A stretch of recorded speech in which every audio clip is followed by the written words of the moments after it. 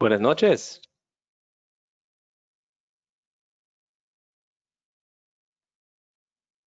Muy buenas noches a todos. Espero me escuchan. Te escuchamos, Luke. Perfecto. Damos un minuto de espera para que más personas se vayan a conectar, yo creo. A las 6 en punto, a la hora canadiense, porque, bueno, hoy estamos compartiendo la escena con un querido amigo mío, Charles Roux. Entonces, seguramente empezaremos a la hora canadiense. Que eso siempre es un trabajo para los latinoamericanos. Pero vamos bien.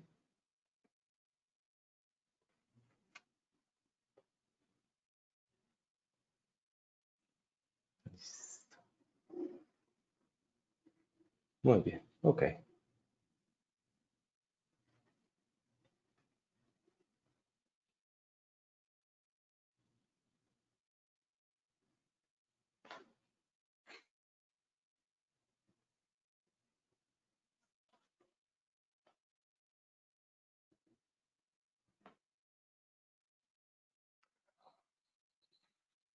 Bueno, súper. Entonces, primero, buenas noches a todos. 7 de la noche, hora de Bogotá, hora de la Ciudad de México, diferentes horas para los demás que nos acompañan desde otras ubicaciones, porque pues obviamente contamos con una participación de colegas de diferentes partes del mundo realmente. Entonces, voy a dar el inicio al evento del día de hoy. Los que no me conocen, soy el Dr. Luc Lemaire. Soy uno de los cofundadores del laboratorio Nutrabiotics. Soy actualmente el CEO de la organización. Trabajo con un equipo increíble de personas que hace todo ese proyecto algo tangible y real y algo que realmente está aportando a diario con la comunidad, y es lo que vamos a hacer el día de hoy. Es otro ejemplo de todos los aportes valiosos que desde nuestra dirección médica estamos fomentando y compartiendo con ustedes. Personalmente llevo más de 15 años en el entorno de la medicina funcional, donde he combinado la práctica clínica en consulta particular, en ambiente hospitalario, también desde más de 10 años enfocado más en el tema de la educación médica continuada, con los programas de educación médica continuada de Nutrabiotics, los programas de diplomados universitarios también, y bueno, varias otras actividades relacionadas con la enseñanza de la medicina funcional. El día de hoy tenemos una conferencia muy bonita sobre un tema realmente un poco difícil de tener algo tangible, pero que algo que afecta a nuestros pacientes constantemente, y a veces es algo que no solemos reconocer de antemano, que puede participar en la sintomatología y en la presentación clínica de los pacientes, en el cual vamos a tener el honor de tener el conferencista, el doctor Charles Roux, colega mío desde Canadá. Estudiamos juntos hace ya muchos años de eso, que además de ser un querido amigo mío, siempre ha sido una persona que he valorado mucho, que ha sido un mentor para mí. Hoy nos acompaña, obviamente Charles no habla español, entonces va a realizar la conferencia en inglés, que es su segundo idioma. Charles habla francés principalmente. Entonces nos va a dar la conferencia ahorita en vivo en inglés. Sin embargo, pues tendremos unas alternativas para facilitar luego la comprensión si es necesario. Es una conferencia que se ha trabajado junto con la Dirección Médica de Nutrabiotics. La Dirección Médica de Nutrabiotics, que está creciendo debido a la confianza, a la fidelidad que toda la comunidad médica en Colombia, en Ecuador y también con los otros mercados que están emergentes, han solicitado y han depositado la confianza en nosotros Entonces aquí tenemos la estructura de nuestro equipo, de nuestras mentes, que todos los días tratamos de hacerlo mejor y brindar la información más valiosa y reciente para ustedes. Y quiero aprovechar el evento de hoy para introducir a todos al doctor Sebastián Castrillón, que algunos de ustedes ya conocen por algunas de las conferencias que hemos realizado en los últimos meses. Pero de manera oficial quiero dar la bienvenida al doctor Castrillón, siendo parte a tiempo completo del equipo de la Dirección Médica de Nutrabiotics. Entonces, bienvenido, Sebastián. Es un honor para nosotros contar con tu valiosa participación con todos los proyectos que tenemos. Sabemos que tienes pues, toda la capacidad para apoyarnos y brindar aún mayores conocimiento y experiencia para toda la comunidad. Entonces, quería dar la introducción al doctor Castrillón haciendo parte de ese equipo, y el doctor Castrillón trabajó de la mano con Charles para la realización de ese evento. Entonces, voy a, luego, antes de empezar la conferencia, pues Sebastián hablará un poco sobre el trabajo que han realizado para la preparación de esa conferencia, y le dará más información. Antes de presentar formalmente a Sebastián, solo quiero decirles que pues no se vayan unos minutos antes de terminar la conferencia, porque al final tengo un anuncio muy especial, que es resultado de un trabajo que se ha tomado durante varios años para poder desarrollar y trabajar, y hoy estamos en posición de poder dar ese anuncio muy especial, y el cual haré al final de la conferencia de hoy. Entonces, el doctor Sebastián Castrillón, nuevo miembro de la Dirección Médica de Nutrabiotics, en el cual, como les comentaba, pues trabajo con Charles en el desarrollo de esa presentación. Es médico cirujano de la Universidad de Antioquia, especialista en anestesiología y reanimación en Barcelona, España. También ha realizado el diplomado de medicina funcional, naturopatía y kinesiología aplicada con Nutrabiotics y la FUX, y es certificado en medicina funcional por el Instituto Kresser Institute en Estados Unidos. Entonces, Sebastián, sin más preámbulo, te dejo la palabra para dar continuidad sobre la conferencia del día de hoy. Muchísimas gracias y disfruten la noche. Muchas gracias, Luke, por esa presentación y por esa bienvenida a la tribu Nutrabiotics. Voy a presentarles una diapositiva. Quizás, exacto. Bien.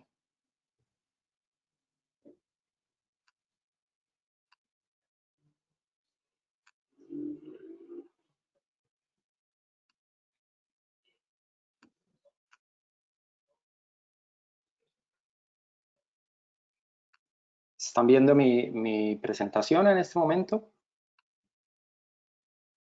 Sí, Doc. ¿Todavía? Sí, Sebastián, ahí estamos viendo tu presentación. Ah, bueno.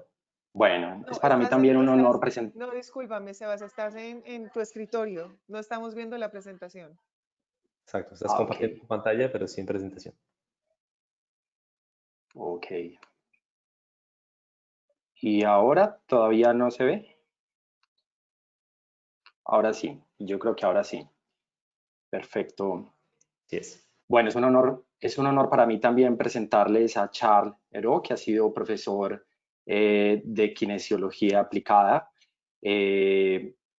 Solo comentarles que quizás el trabajo con los campos electromagnéticos es una pieza importante en ese camino hacia la salud y hacia el descubrimiento de la salud, en ese trabajo con los pacientes. Y quizás es una pieza que no habíamos tenido en cuenta, y esta conferencia nos abre la mente hacia esa nueva posibilidad. Entonces, invitarlos a estar atentos durante la presentación y comentarles que en asocio con Nutrabiotics, el doctor Heró ofrece un curso completo, es un curso que dura aproximadamente 12-14 horas, sobre campos electromagnéticos, y esto que vemos aquí a la derecha es el temario de este curso. Es un curso muy completo. Yo lo hice y la verdad me pareció increíble el curso como aporte a la práctica de la medicina funcional.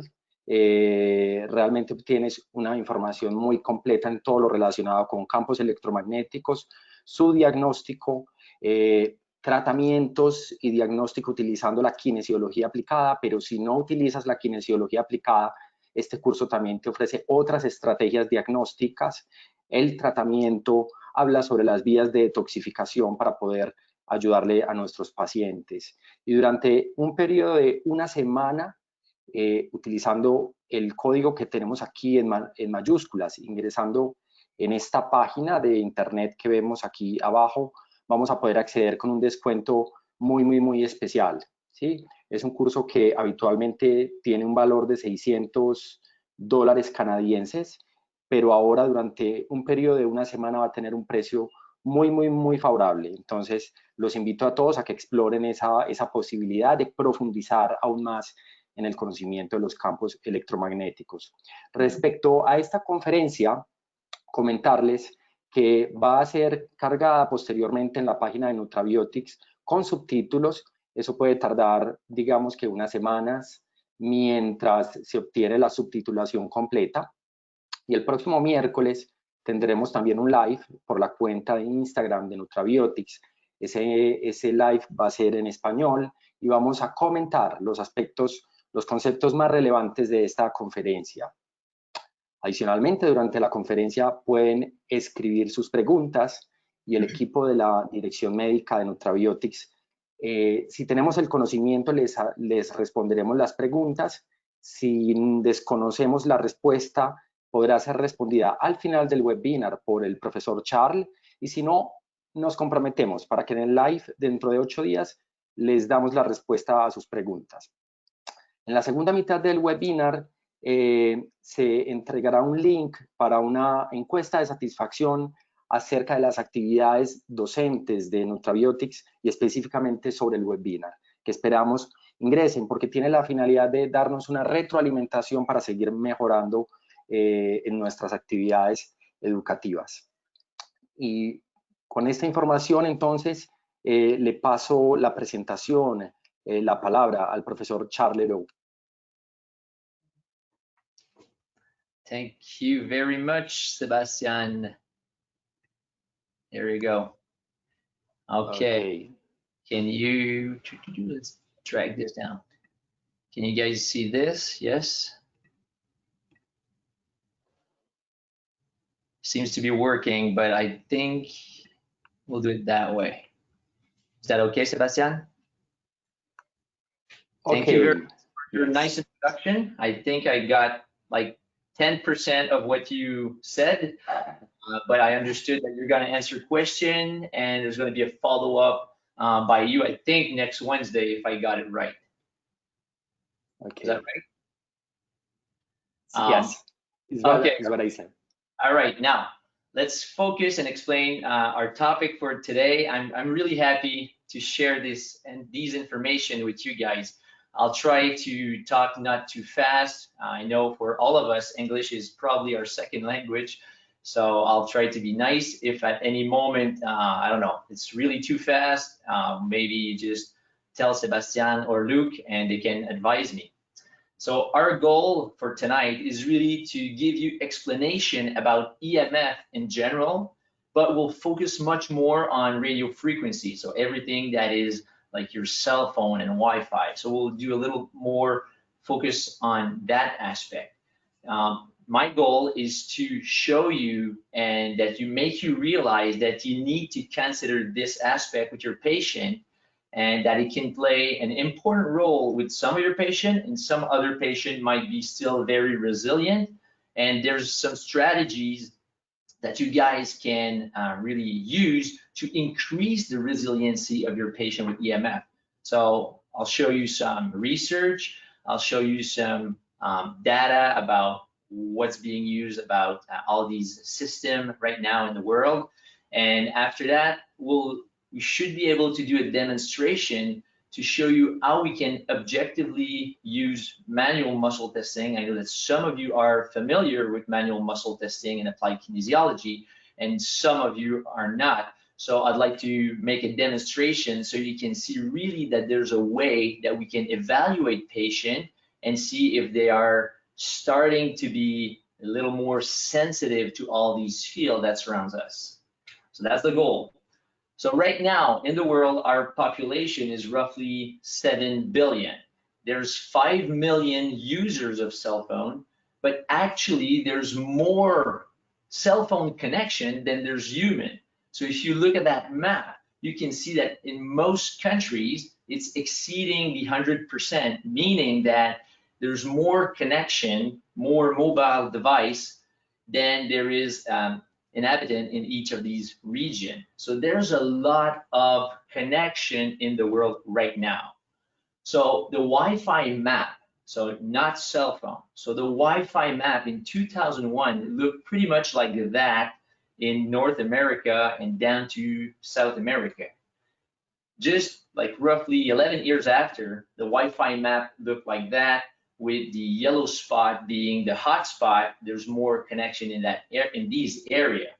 And now in 2020, as you can see, well, you guys in Colombia are now much more, let's say, bombarded by these EMF radiation just from Wi-Fi. So there's a lot, and it's changing our reality, and we need to consider that into our patient symptomatology. So if you look at that graph, again, on your left side of the screen, that represents the beginning of 2000. There was no Wi-Fi on. And at the right hand of your graph, there's now over 663 million connection of Wi-Fi. That's a lot. Just in Colombia, you can find free Wi-Fi pretty much everywhere, and there's a lot. So you have some different stats all over the world. So this is just like beaming people all day long.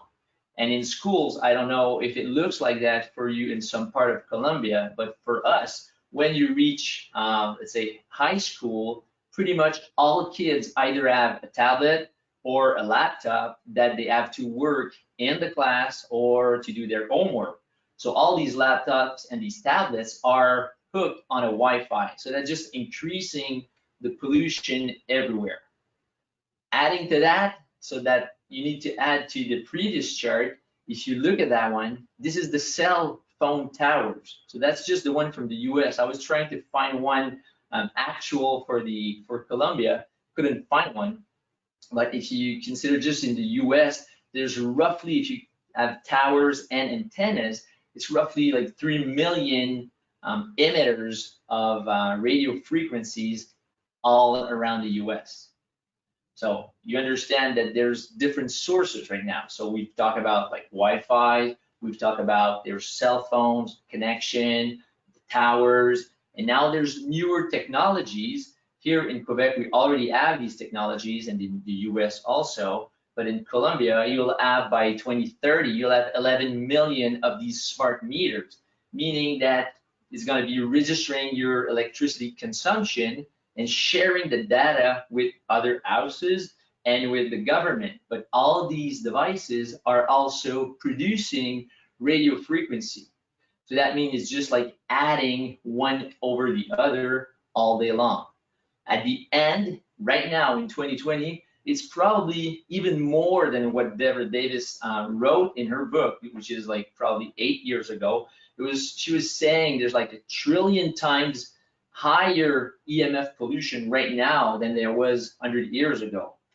All these pollution, it was not there. So it's really a new aspect to consider, and there's newer research, and we're still learning. Like every day, every month, we have new research published on the different frequencies of that EMF spectrum, showing sometimes that there's effect and sometimes that there's no effect. Now, could these EMF affect your health and the health of your patient? Well, that's the goal of the presentation. So this is not a picture of William Ray himself. He would probably be mad, but I think he died, unfortunately, last year. So sensitivity to EMF radiation is the emerging health problem of the 21st century. It is imperative that health practitioners like you guys, governments, and parents learn more about it. So this is really important for the human health. So very happy that you were on board and ready to learn. Actually, in 2015, I think, if I remember well, I was at the Nutribiotics annual conference to talk about EMF radiation. So that was my first time in Colombia back at that time. It's been 3 times that I visit in Colombia. Unfortunately, right now with that COVID situation, we have to do an in-office webinar, which is good. At least we can connect all together. So the World Health Organization has also pronounced itself on different type of frequencies, and I'll get to the spectrum very shortly. So for the extremely low frequency, like back in 2001, it was classified as a 2B, so possibly carcinogenic for human. And in 2011, then they've added the radio frequency part of the electromagnetic field also as possibly carcinogenic. So if you don't remember the category, maybe you do remember the category, but group 1 is really like a proven carcinogen for human, just like, let's say, tobacco. Group 2A, then there's a whole bunch of stuff like sun, like UV radiation is in there as probable carcinogenic to human. And the 2B, which is being possibly carcinogenic, there's a whole bunch of different substances that we also consume on a daily basis, just like coffee is in there. We know coffee could be very good for some people, and you are a good producer for coffee. But in that same category, there's also DDT, like a very bad pesticide that has been banned a long time ago, and lead. So this is the same category that they've added the EMF. Usually when you are in that category, you should take into consideration for companies to reduce the exposition for these substances. Now for EMF, they've added like a specification saying that, okay, for EMF, well, you don't have to consider to do changes in your office or in the company linked to EMF if there's some radiation in your environment. So they made like a special change because it's just increasing like daily in our environment. So there's no way right now that we can hide from EMF. I'm sorry about that. These white zones are becoming less and less easy to find on Earth. So that's why as human beings, we just need to increase our resiliency and make sure we have strategies to decrease and to use these technologies in a safe way. So we'll cover, sorry.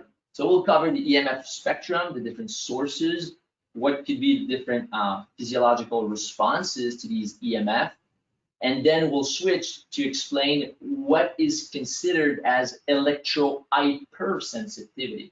Okay? Every human is electrosensitive because we are wired with the nervous system, with generating magnetic field from our heart, from our brain. So we are electrosensitive. This is normal. What is not normal is when your body just starts overreacting to different part of the EMF spectrum. So this is not right. Let's switch back a bit. Now, what is an electromagnetic field? Okay, so it is an invisible energy field that is produced by an electrically charged object. So the bad part about EMF is that you cannot see it, you cannot taste it, you cannot hear it, you cannot touch it. It's just bypassing your 5 senses. So it's right around you right now. If you're watching this webinar using a Wi-Fi, well, you have a whole bunch of EMF radiation around you, okay? But you don't know, you don't see it, okay? So it is really invisible.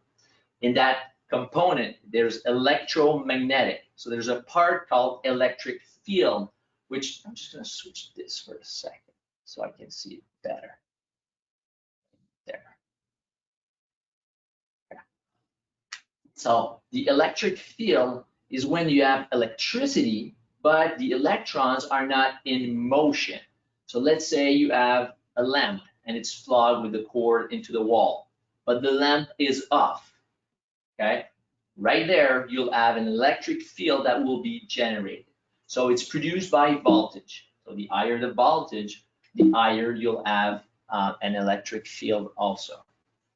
Whereas a magnetic field will be produced when you have electron that becomes in motion. So if you turn on the lamp, then the electricity is flowing, then it's generating a magnetic field. So when you have something that is working with electricity, that's why you'll have two portions, like an electromagnetic field. So this is easy to figure for electricity because the frequency that we used, I think you are also in Colombia on 60 hertz. Some part of the world are working on 50 hertz for the electricity around us. At that frequency, we can separate the electric field and the magnetic field. But when we increase the frequency and we reach the frequency, the radio frequency, at that higher frequency, they are just blended together. So we'll talk more about like a power density from these devices, okay? So you have all the measurement. For tonight, I'm just leaving this on the side. It's in there with the way to do the physical evaluation in the complete course. Just want you to get the general idea. So going back to what I was saying, like your lamp is plugged into the wall, that would be similar that if you have a hose with water pressure inside, but the nozzle is not on. So there's pressure, so that would be the electric field. But when you activate, so if you're turning your lamp on or you're just opening the nozzle, then the water is flowing, or for the electricity, the electrons are flowing, then that generates your magnetic field. And this is where you see that they are separated and they are perpendicular one to the other. On that chart, it's easy. They are just like one from the other, they're separated. But what I was saying is like if you have higher frequency, they just become blended, okay? So the key is if you have the higher the intensity will generate the higher the electromagnetic field. And the closer you are to the source of emission, the higher you will be exposed. So right there, you have probably the best key to remember for you, your friends, your family, your patient. Distance is the key. Whatever is the emission, if you're something plugged into a wall, distance from there, if you increase the distance, you'll have less EMF radiation. Same thing for like a cell phone. If it's closer to your head, you have higher EMF radiation. Further from your head, right there, you're just decreasing a lot your exposure. So all these electromagnetic fields can be positioned on what's called the electromagnetic field spectrum, okay? On your left side, these are the extremely low frequencies. Actually, even the Earth has a natural electromagnetic field frequency. And that field has been known for a long time as the Schumann resonance that vibrates at 7.83 hertz. These has been discovered in the 50s and the 60s, and they are well known actually to produce a very calming effect. It's activating your theta waves in your brain, creating like relaxation. And that's why when we are in contact with Earth directly, we have this good feeling. So it's not just about artificial electromagnetic field. We also need to understand that there are some natural ones. So the Earth can be very useful. And actually, there's been even some devices that have been produced to help and treat people to mimic these frequencies of the Schumann lines. And this is called like the PEMF, pulse electromagnetic field. These PEMF are producing that 7.83 hertz or their harmonics to help to restore health, restore better circulation, calming, balancing between sympathetic and parasympathetic nervous system, and it works great. Now, going back to our chart. Again, on the left side, your extremely low frequency. The first part that is in the artificial one is really the electricity. That's why you see the electrical towers right there. Okay, so this is the 50 or the 60 hertz, depending of your area. We've talked about that. Low frequency, we can measure magnetic or electric field separately. These have been studied, but tonight we're not going to cover all these. It's in the full course. You'll have all the information, the data, measurement, all that stuff. It was going to be too long if we have to cover everything. Then if we move a little bit to the right, we have the very low frequency, and that, like the old computer screen, we're producing a lot of these very low frequency. And just on the edge between these very low frequency and the radio waves, there's a category which is called the dirty electricity. Now, not a lot of people know these dirty electricity, but we have a good researcher here in Canada, Dr. Magda Avis. She had produced a lot of good paper, and these are like radio frequencies that are like really really traveling along the electrical lines of your houses or the area that use electricity. So it's as if along these lines, along these electrical wires, you also have some radio frequencies that will be generated and just go in the air. And these are affecting a lot the nervous system, affecting a lot blood sugar issues, and they are quite easy to fix. Again, it's all in the full presentation, but there's some filters that can be used. So if you have some patient with, say, really bad blood sugar issues that you, even with nutrition, with good strategies, good supplementation, you just don't get them to have like a better blood sugar level, you need to consider these dirty electricities very, very important.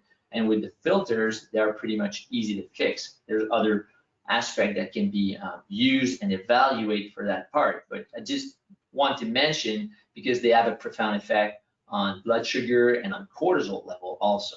So now what's going to be interesting for us tonight is really that radio waves and microwaves part. Okay, so everything that is emitting, cell phone, Wi-Fi, right now there's like the smart meters, all this stuff, it is in that microwave section. And we've been hearing a lot about the new 5G antennas. We've been hearing some stuff during the COVID saying, oh, is there a link between the COVID and the 5G? Maybe you've heard some stuff. Nothing is proven in that sense. We know it's just starting, that 5G, and we'll talk about some information, some real data that is out there on the 5G. Now, gradually increasing even more on the frequency, then you'll get to the infrared, to the visible light, and after that, we start with the UV, the ultraviolet. We're entering a section of the EMF spectrum called the ionizing radiation. So this has been known for years that that part of the spectrum is able to displace electron and can contribute or can increase some cancer risk by creating some oxidative stress and DNA damage. Now, with the research, let's say from the last 10 or 15 years, we now know that the other part, which was called the non-ionizing radiation part, is probably also creating some ionization in our body, because there's some good data showing it has like a really impact creating free radicals and can damage the DNA. So maybe one of these days, these differentiation between non-ionizing and ionizing will be changed, but right now this is what you probably have learned, knowing the X-rays are in the gamma rays that are in the ionizing section. So some are natural, like the sun, that still need to be considered dangerous. It's beneficial in a lot of aspects, but it can be in too much exposure can be detrimental. And there's some artificial sources which were not there. Actually, probably like 50 years ago, there was only electricity. So, but it's adding a lot of new material. This is what we need to consider. Mainly these three categories. On the left, you have the power lines, your 60 hertz. The mid part, which what I was calling the dirty electricity, which involving also like everything linked to computers, and on the right side of your screen, everything that is wireless.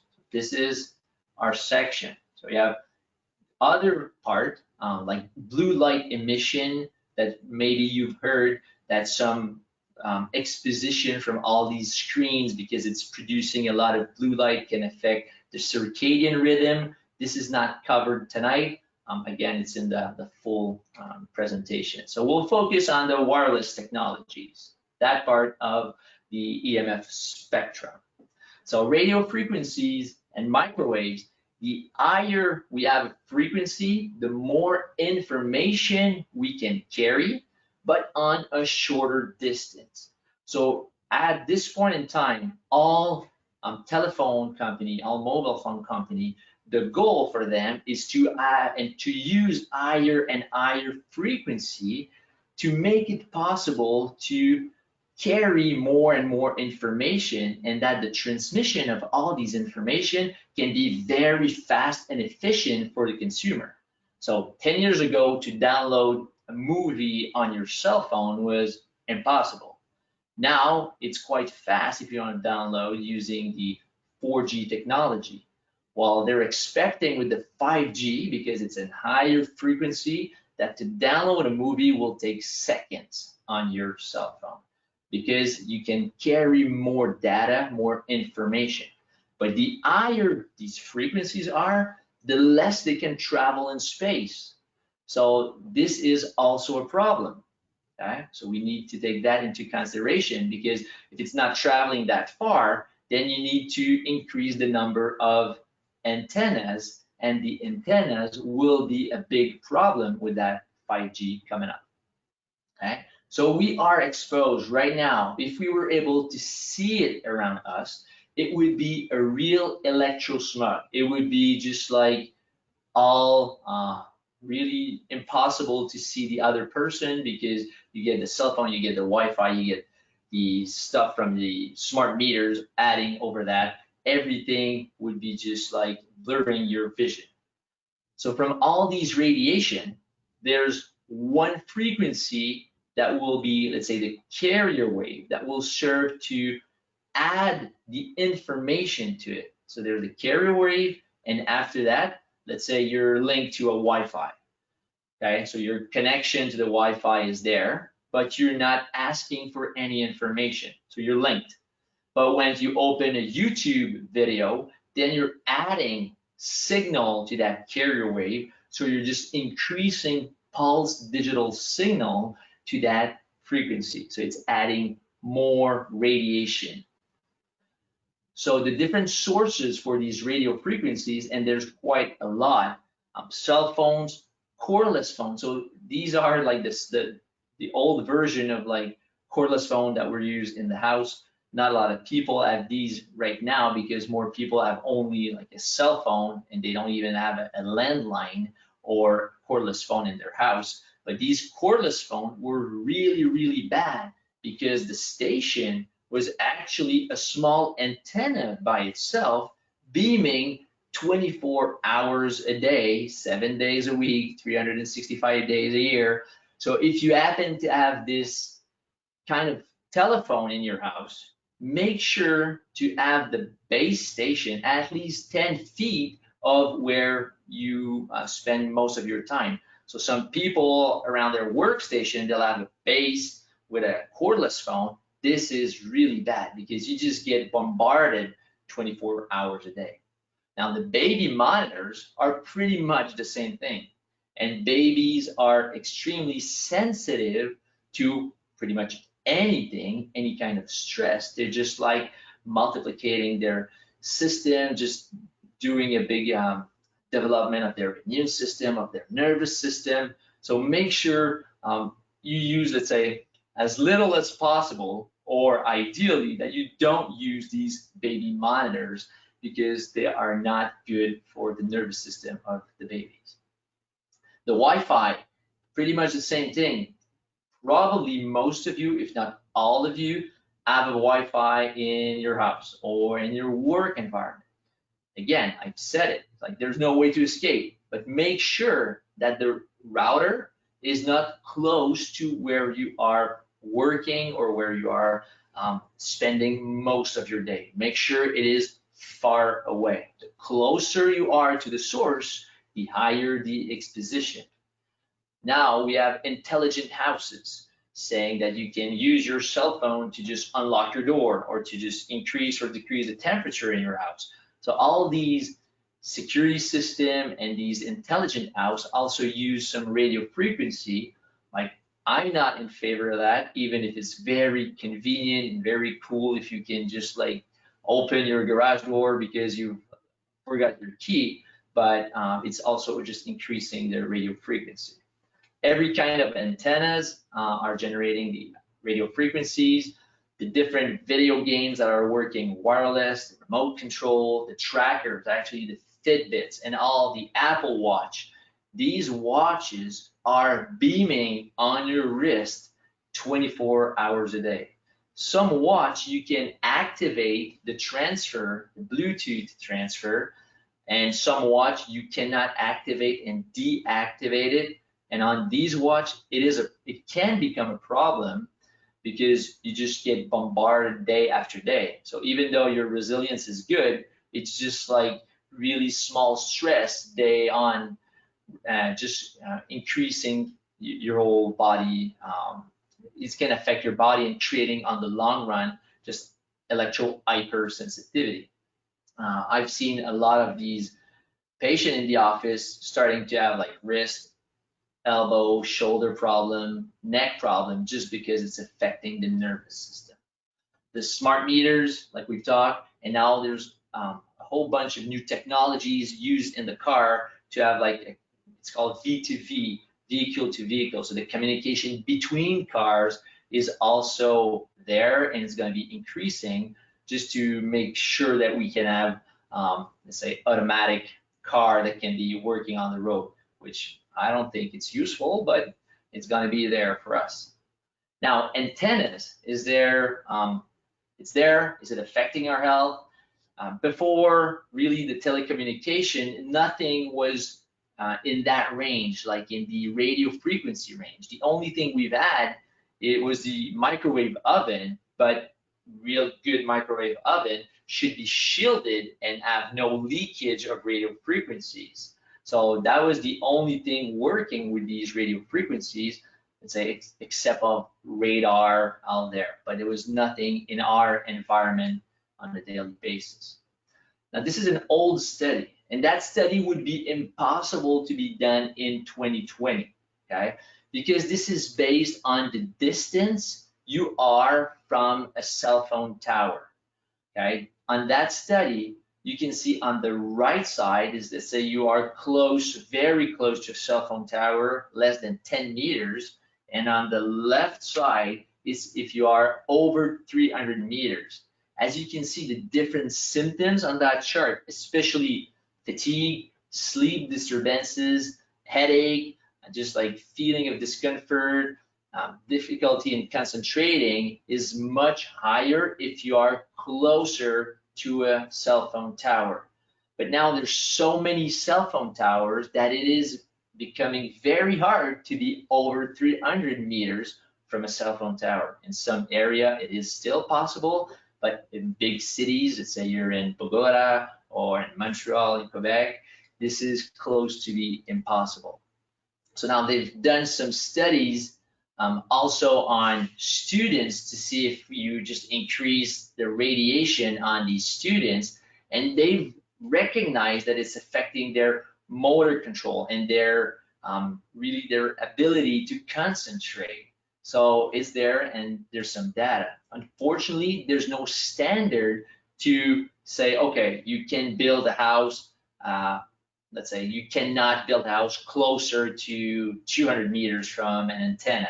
There's no guidelines. A lot of these antennas, if you look around, they look like that, like rectangles, are on building, on churches, on school, and now they're just hiding these antennas even in artificial trees to make it look natural, but it's just like beaming a whole bunch of information.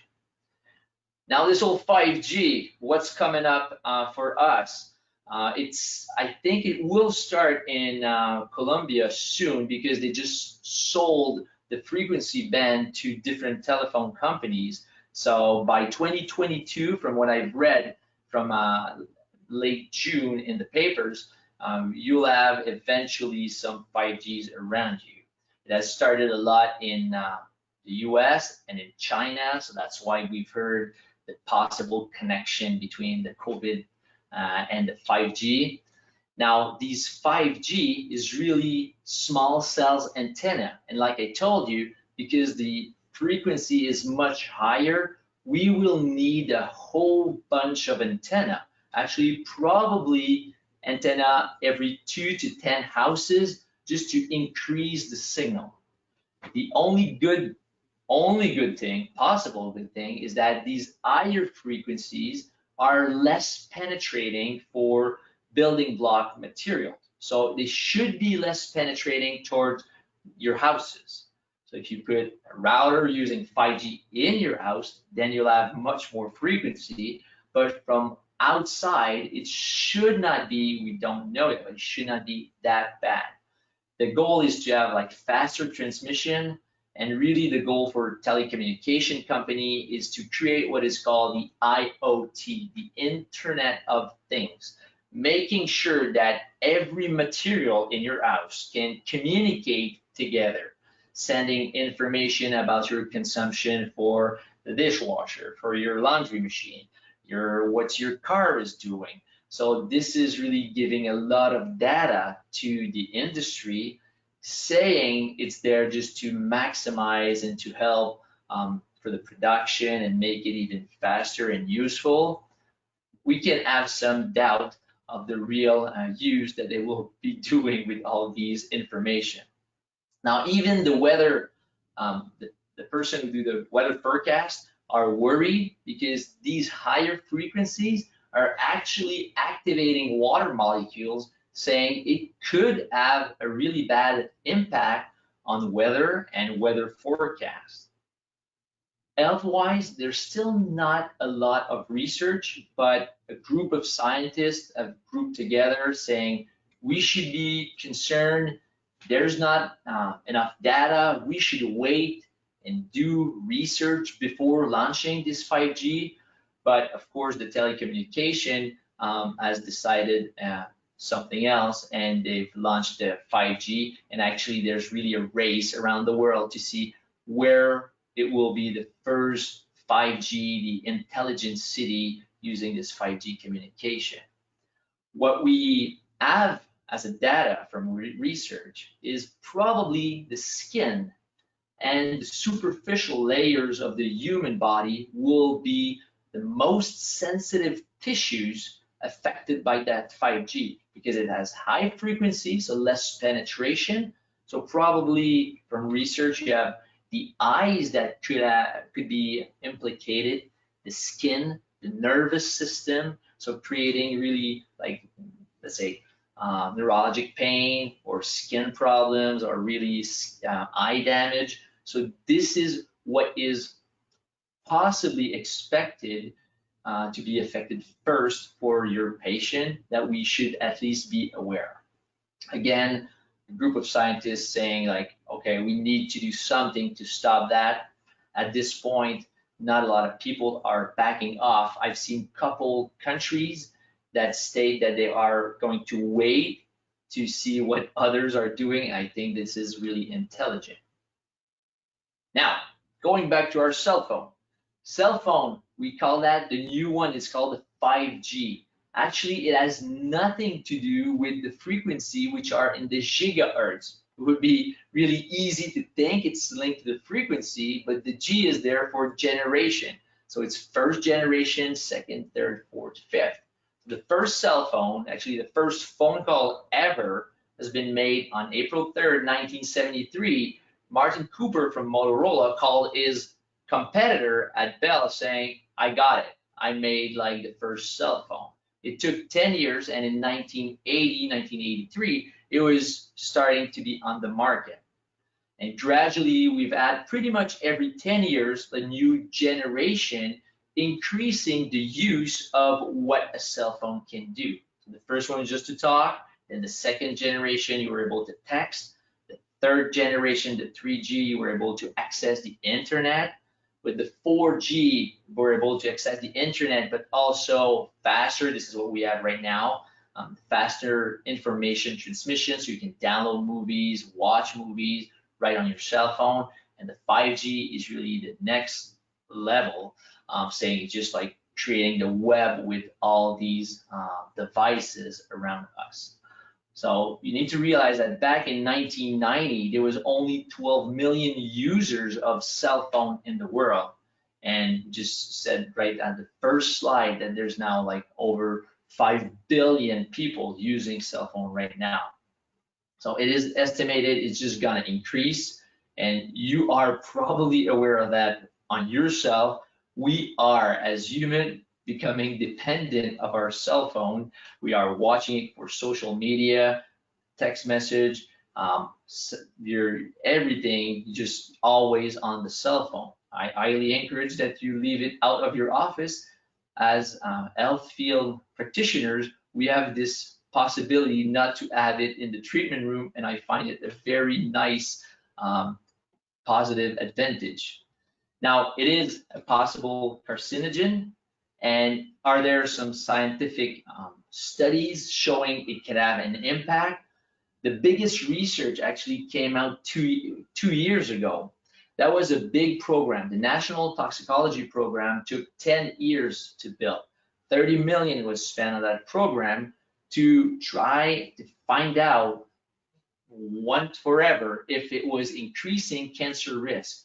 And after 10 years, what they found out, it was a clear evidence increasing tumors in the hearts of male rats. There was some evidence of tumors for brain, the gliomas, which were have been linked previously by some epidemiological studies made by Leonard Ardell and the Interphone study, a second one. But this study, the National Toxicology Program, was done on animals. So it was just not just data asking people about their cell phone usage. It was real exposition to radio frequency. And there was also some tumors linked with the adrenal gland. So after that research came out, there was really a big, let's say, it was a bad part for the telecommunication because it was really showing it could have a link, but we didn't hear as much for that study. And that was only using the 2G and the 3G. It was not even using the 4G or the newer technology, the 5G. So we can expect either similar results or maybe on different system with the newer technology. Now, pretty much in that same timeline, an institute, the Ramazzini Institute in Italy, really produced like a similar results, but using even less power for radio frequency exposure, and they came out with higher incidence of heart schwannomas, like heart cancer. So they were asking, we need to reassess the category for the radio frequencies, which probably is more probably carcinogenic and 2A and not a 2B. This is under investigation, and maybe in the near future, we will see that the EMF will switch category, becoming probably carcinogenic. Now, really interesting, because you are probably familiar as functional medicine practitioner, knowing really a lot of biochemical concepts. So you know about the blood-brain barrier. Well, this is one area that you want to keep safe, and you want to keep the junction as strong as possible. Unfortunately, since the 70s, we know that EMF can have an impact on the blood-brain barrier. And a very good research was published in 2003 by a neurosurgeon, Leif Salford, demonstrating it was creating albumin leakage and tissue damage in the cortex of the rat, in the hippocampus and the basal ganglia, creating neurologic damage. And these damage were visible after just a 2-hour exposition to radio frequency. And the intensity was equivalent as if you were holding your cell phone at an arm length. So roughly like a meter from you, 2 hours exposure could be affecting your blood-brain barrier, creating an opening. If you're creating an opening of your blood-brain barrier, then you're exposing yourself to chemicals, other toxin, let's say a whole bunch of microorganisms that can end up in your brain that should not be there. The bad part from that research is they've showed that these damage stayed for 50 days from a single 2-hour exposure. Of course, this study has been done on rats, so we cannot extrapolate the exact same hours for humans. We have a thicker skull, we're much stronger, but we can highly suspect that we can have an impact on our blood-brain barrier from these radio frequencies. And a whole bunch of different research have showed impact on the blood-brain barrier as well, which you have in your slides. But of course, the telecommunication organization are still saying that there's no data, no evidence that microwave radiation and radio frequency are influencing blood-brain barrier permeability. Very recently, in 2019, another research has been done using EMF to evaluate the impact on the blood-brain barrier, and again showing an impact on dopaminergic neurons in the striatum. So similar area, so Leaf Stafford has found like the basal ganglia, the striatum is part of the basal ganglia structure. So again, on possible like the dopaminergic and possibility to contribute on the long run to some Parkinson symptoms or Parkinson disease. There was some research long time ago that was suspecting that Parkinson could be linked to EMF. You probably know that it's been also shown probably with pesticide exposure, toxin exposure, mercury has been also implied in there, but they could just all join together and just increase the possibility of having on the long run a neurodegenerative disease like Parkinson. Because other research has shown impact on memory and on cognition. You have a whole bunch of research on that aspect.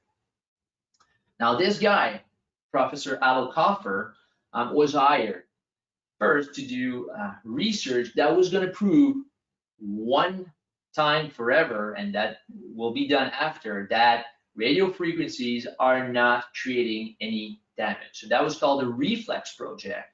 And in his research, he ended up proving exactly the opposite, saying that the 3G cell phone were producing DNA damage, DNA breaks, 10 times higher than the previous generation.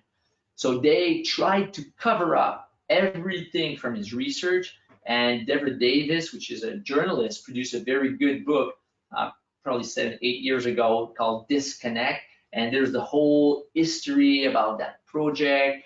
Professor Adolkoffer was really trying to be pulled down, and after like years and years, they finally admitted that he was right and that his research had been properly done, but we pretty much never heard of that. Now, Henry Lay also did research and showed that DNA breaks can be caused by radio frequency. Now, we know, and that's normal, on a daily basis, your DNA is bombarded by toxins, a whole bunch of stuff. We have different systems like the methylation to repair our DNA system to make sure we protect it. And usually we can probably repair 99.99 of the different DNA stresses. The bad part is that they've shown that DNA damage from these radio frequencies can produce single but also double strand breaks. Now, the single strand breaks of a DNA, you can repair it because you still have the other one. But when you have a double strand breaks, that can lead to potential genetic mutation, which can be very bad for the offspring.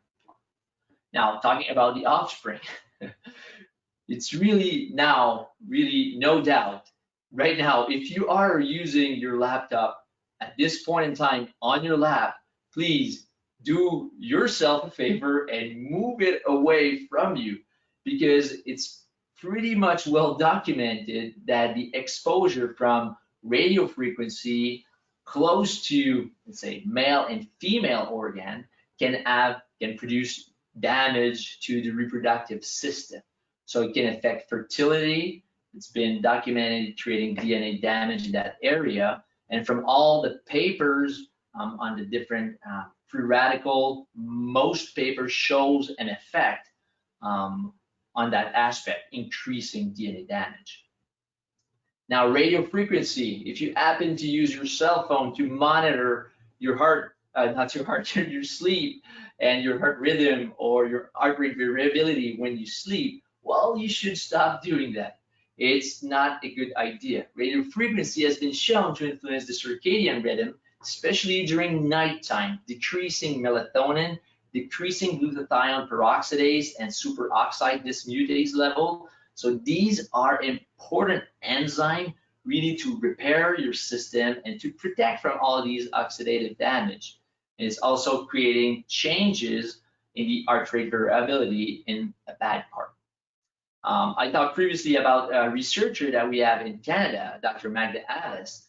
On that research, she did exposition, she did like live blood analysis before and after exposure to radio frequencies for like 70 minutes from Wi-Fi working on a computer.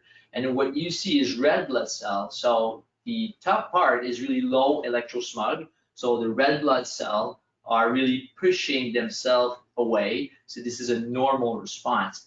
And in the lower two slides, you have from the computer and the cordless phone emitting radio frequencies. And what you see is just the clogging of these red blood cells together, which is called blood rouleau.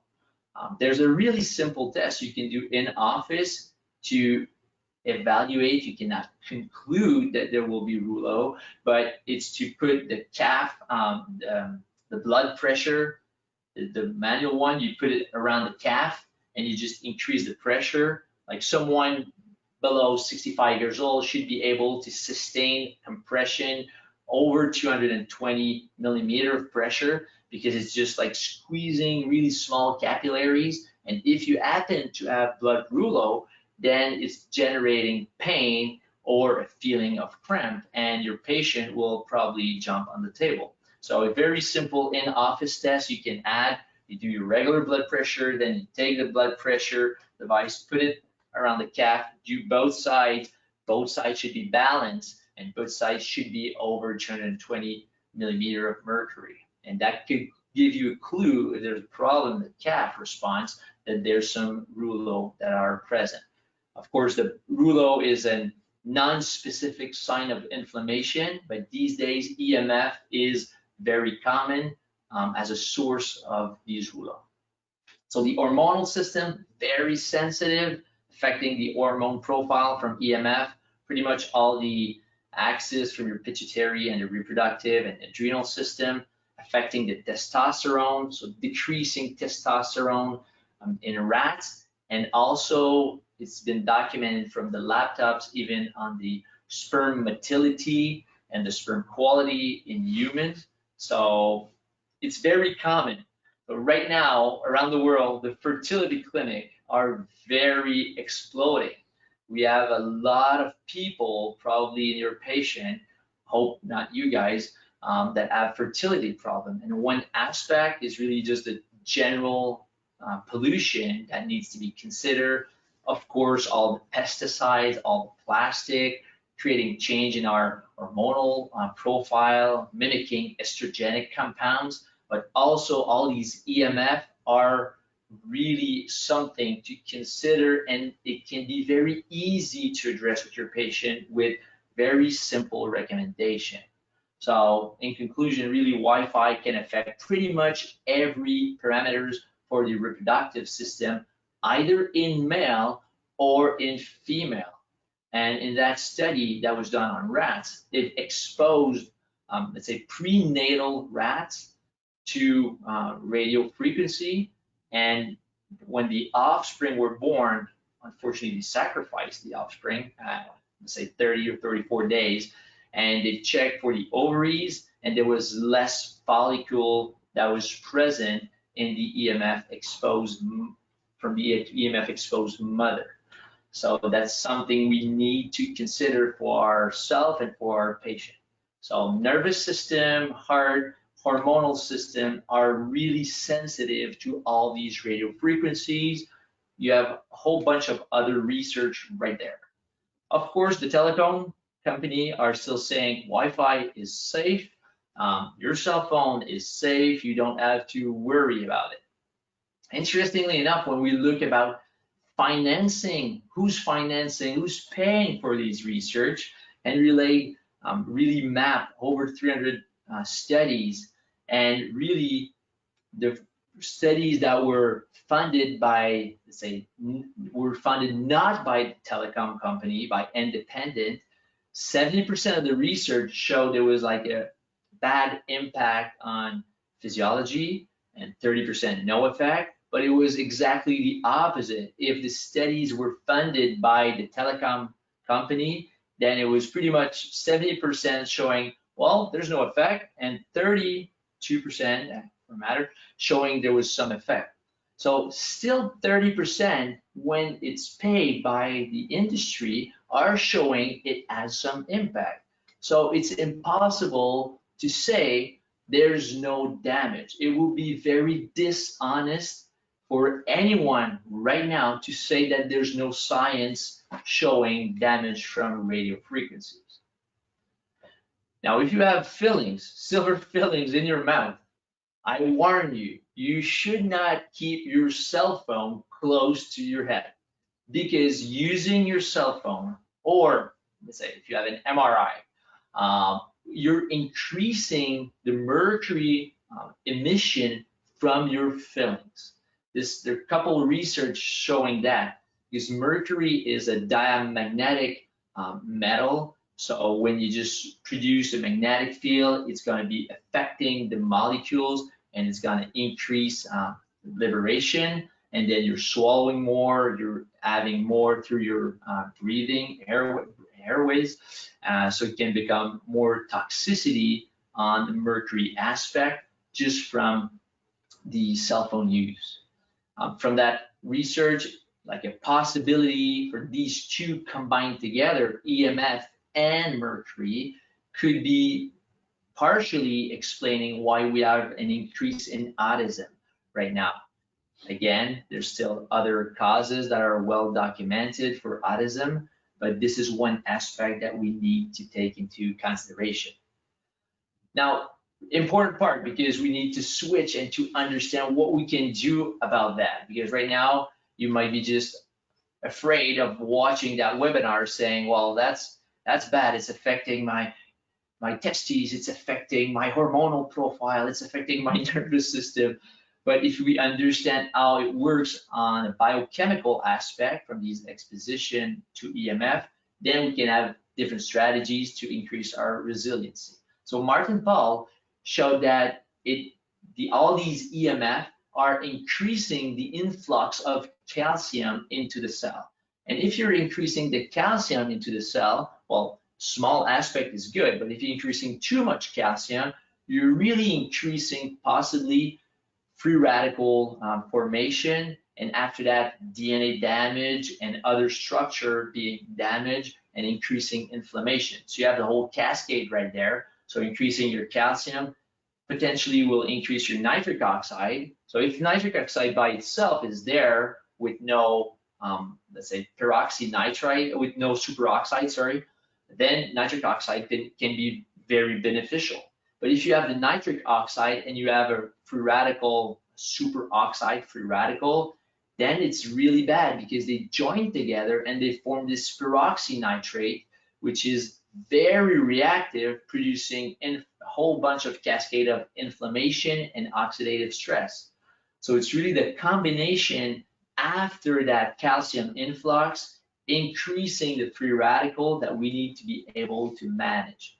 So you probably know what are the consequences from oxidative stress and oxidative damage. this is pretty much what we've been talking about for the last 40 minutes. Now, how can we restore, how can we maintain an optimal health despite this strong exposition around us? The first is distance. Make sure to identify in your house and for your patient, where are the sources, the main sources of EMF pollution, that situation, the radio frequencies that we're talking about. So make sure to increase the distance or just to unplug them, or for a router, maybe you can have a switch on off that at nighttime you just shut it off and it just like reopen in the morning. Ideally, you just work with an Ethernet cable. It's safer, it's faster. This is by far your best solution for internet connection. So you have different other source of exposition. If you have these DECT, depth phone, cordless phone, get rid of these, get rid of the baby monitors. It's not useful, probably just damaging. Now, outside of your house, this can be very hard to manage, because if you happen to have an antenna very close to your house or to your apartment, and you can be bombarded. There's a whole bunch of devices to do objective measurement from EMF. Like this is one that can be used. You have all these devices, again, in the full course, this is not the goal for tonight, but you can do measurement in your house, in your apartment, and it's not because the antenna is close that necessarily your apartment will be completely bombarded, because these are frequencies. So maybe your apartment is in a safe zone, even if it's close. So don't start panicking right now, but maybe to have access to different devices to do evaluation would be good. Now, ideally, over 500 meters from cell phone towers, what was recommended by some recruitment of professional, it's impossible in 2020. There's ways that we can block these radio frequencies. There's some different painting, different material that can be used on the windows or some painting. Don't worry, you see the black paint. This is because there's metallic component, then you can paint over that and a different color. Does not mean that your room will be only black. But it's very useful to decrease exposition from outside. But you do this only if you have a real problem after doing the measurement. There's a small device called the Cornet, C-O-R-N-E-T. In Canadian dollar is probably $200. Very efficient, all the way up to 6 gigahertz. So it's gonna pick up pretty much all the different frequencies from cell phone towers, Wi-Fi in your house. And that works great because other higher technologies are really expensive, and usually they measure only one part of the spectrum, but that little one is very useful. So now, unfortunately, some people become intolerant, and maybe you are intolerant to some part of the EMF spectrum, and you need to start to be aware. Now, the first part, if you have any symptoms, let's say when you hold your cell phone, you feel that it's becoming hot, or you have a headache, or you have blurred vision, or you start to be less clear thinking after you have a conversation on the cell phone, you should already decrease your exposition. This is the first part that you are, right at this point, becoming electromagnetic intolerant. Now, in 50% of patients, it starts with one or couple really high exposition. Let's say you are on a long webinar like that, holding your laptop, being bombarded. Unfortunately, that could be really one bad exposure that is switching on that electromagnetic intolerance. For the other 50% of cases, usually there's an underlying aspect, which is either intoxication with some metals or microorganism or pesticides. So the body has been already stressed out, and then when you add the EMF, it just becomes too much for the adaptation, and the body starts breaking down. So this is all the initial symptoms that you need to be aware of. If you have these, really you should take action right now, because stopping the exposure will be the treatment at that stage. The second part is when you have more and more symptoms becoming more severe with less exposition. You're just opening your computer, working for 10 minutes, and you start having like tightness in your temples or tightness in your trapezius muscle. That becomes really the beginning of the electro-hypersensitivity. And at this point, it was just increased and probably increased to a larger part of the EMF spectrum. And let's say at the beginning you were sensitive to radio frequency from your cell phone and laptop. Eventually you can start to be sensitive to just the electricity in your house. And some people are really badly affected. They become hypersensitive to pretty much every part of the electromagnetic spectrum, which is very bad.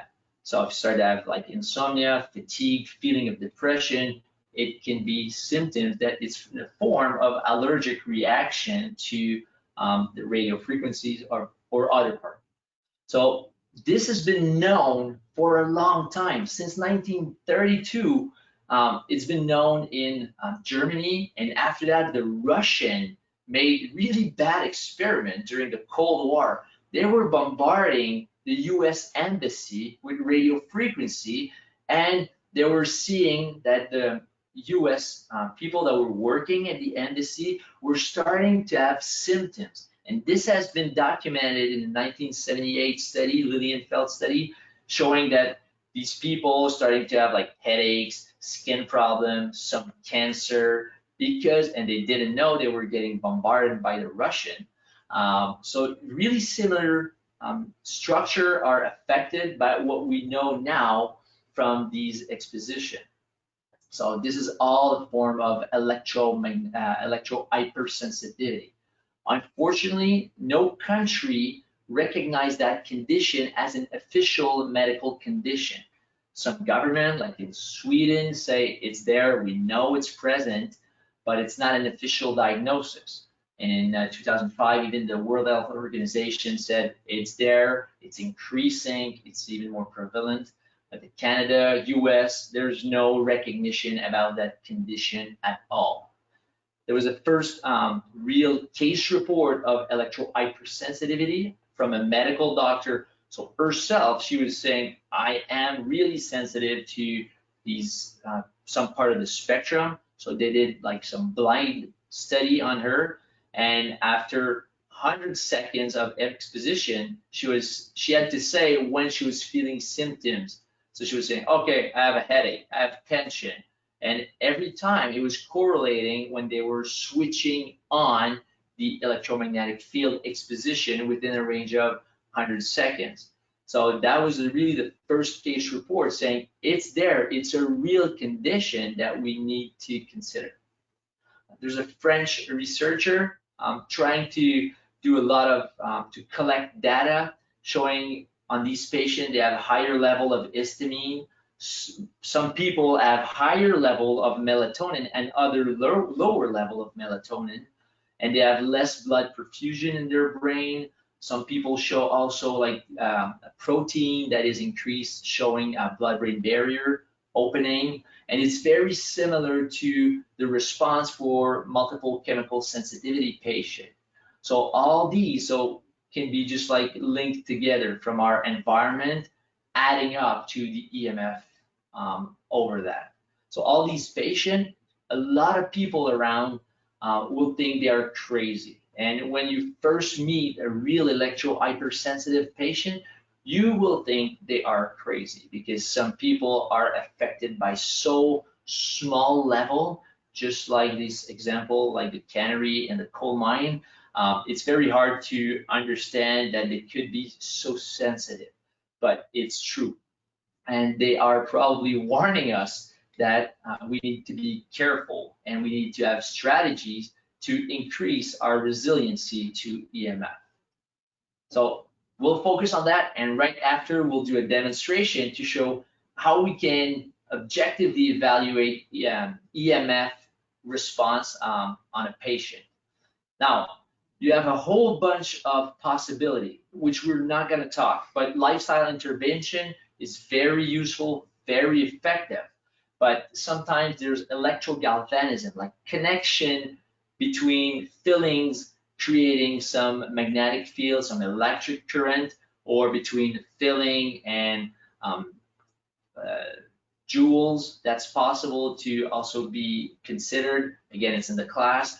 Toxic metals like mercury need to be considered. Some patients that have underlying infection, and I know Nutrabiotics have very good essential oil product for that, the P side and V side.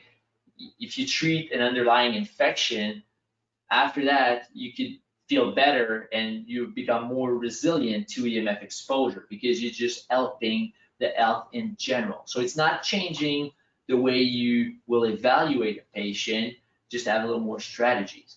Sometimes just physical trauma, especially to the head, like concussion, can start a process of electro-hypersensitivity. And unfortunately, a lot of people, their belief system can also contribute. Some will become really convinced that EMF are bad and it's affecting their health. And sometimes this is also a consideration we need to take, being very careful the way we bring this to the patient. Now for lifestyle, I find this is really personal observation. I've found no specific research on that because I've had a lot of patients who are electro hypersensitive. If you maintain a good muscle mass, you are less susceptible to become electro hypersensitive. Most patients who are really electro hypersensitive have a very low lean mass, less muscle, and they become very sensitive to these frequencies. So make sure you exercise.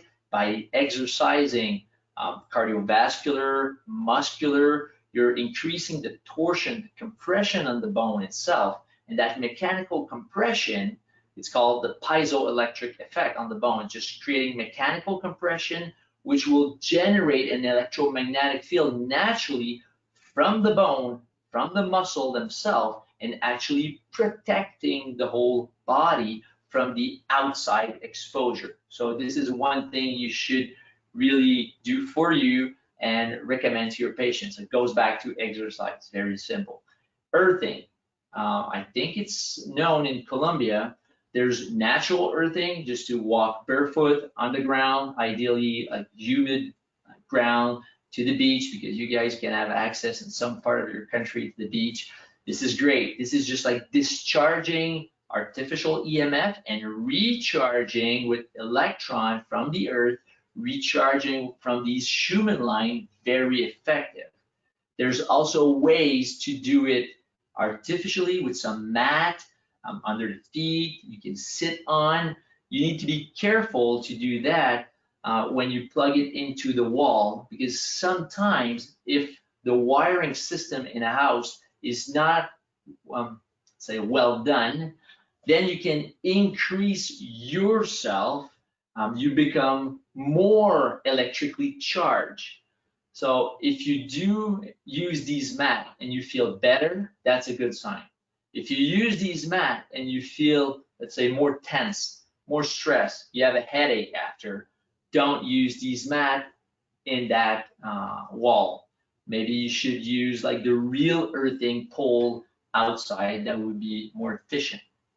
On the nutritional aspect, in your food, make sure to eat colors, plenty of veggies, plenty of fruits to make sure you increase your antioxidant level, because this is proven to work against EMF exposure.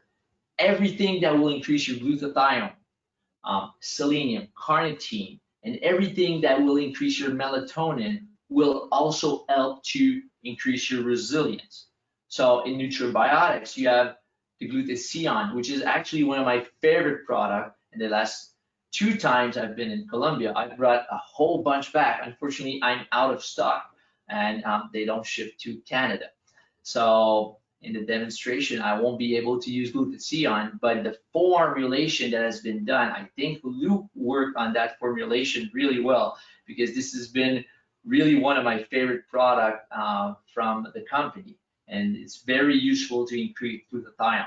And the compound X, you have the L-carnitine to increase also free radical scavenger from the carnitine that can be used. So going back to that chart that we've seen previously, our goal is really to limit either the superoxide free radical or the peroxynitrite. So these are the bad guys, because if you have peroxynitrite at the end, you need to be able to quench all these free radical because they will create DNA damage.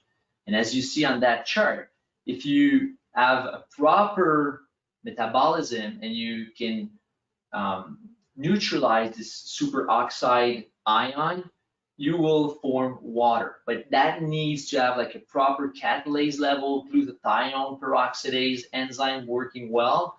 And if you don't have these working well, you end up with an increase in the Fenton reaction, and that will lead to hydroxyl free radical, which is this free radical specifically that can create the double strand breaks that can lead to mutation in your DNA. So this is a very important pathway. So make sure you have enough cofactors, enough glutathione in the body. So some people are really born, they picked up the right card for producing the enzyme for glutathione, and some people are unfortunately not that well on that side to produce good glutathione level in their bodies. So that some people will have just small exposure in their environment and they will need a lot of glutathione, and you have other patients, you think they will need a whole bunch of glutathione and they're not that bad. The quercetin product also works really well as an antioxidant. Got it from the research, blocking the peroxynitrite pathway. So all this aspect, you got the 4 products already in the previous chart that needs to be considered. The lipoic acid, the compound X, glutathione, and the quercetin. And you also need to consider adaptogens, because the ashwagandha can work really well to neutralize all these oxidation pathways, especially in the brain. So that's why I put it on the right side of your screen. Now, you probably know what we need to have to produce glutathione. So it's right in your notes, just moving faster. Pretty much same concept. You need to have proper production, inner production of melatonin. Of course, you can supplement with melatonin. I highly recommend that you be careful supplementing with melatonin, maybe 1, 2, 3 milligrams, not higher than that, because you're going to shut down the inner production. I much prefer support the chain by giving the cofactors, and you have different products in nutribiotics that can contribute to support the different cofactors up to the production of melatonin. So the goal, eat full of antioxidant, supplement to make sure you get your glutathione level and melatonin level higher. Make sure that at least your sleep environment is clean. It's dark, so you have proper melatonin liberation at night. So that would be perfect. No EMF, no damage. Be in contact with nature, exercise, and use your cell phone in a smart way.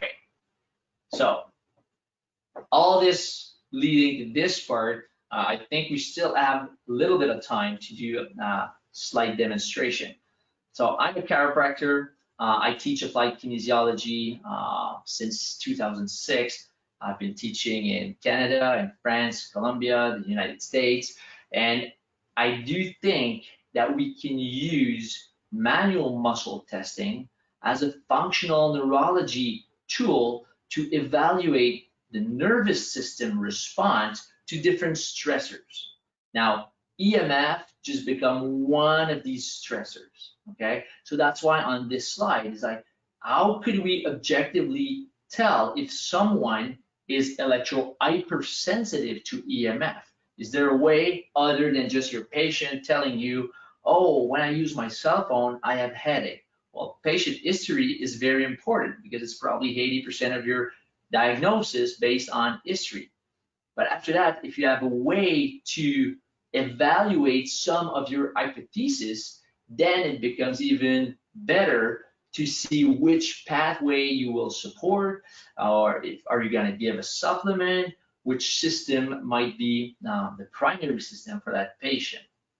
So actually the first presentation I've made on EMF was in that room. That was in Bordeaux in France in 2011. Yeah, and that was the first presentation to audience doing demonstration on that topic. And now I know a lot of you do not know anything about manual muscle testing, but I do know that Nutrabiotics offer a very good curriculum on functional medicine and teaching manual muscle testing. And I've seen the program. Actually, the only sad part for me is that I don't read and speak Spanish, because I would do that program. I ran through the program with Luke and Benoit, and this is just amazing. So if you haven't seen that program, you should really look at it. And I don't know when is the registration, but you should have a look. And they do teach the muscle testing. So make it just a very short so you can understand. So we will use muscle testing, not just muscle strength by itself, muscle response as a way to have a communication within the nervous system.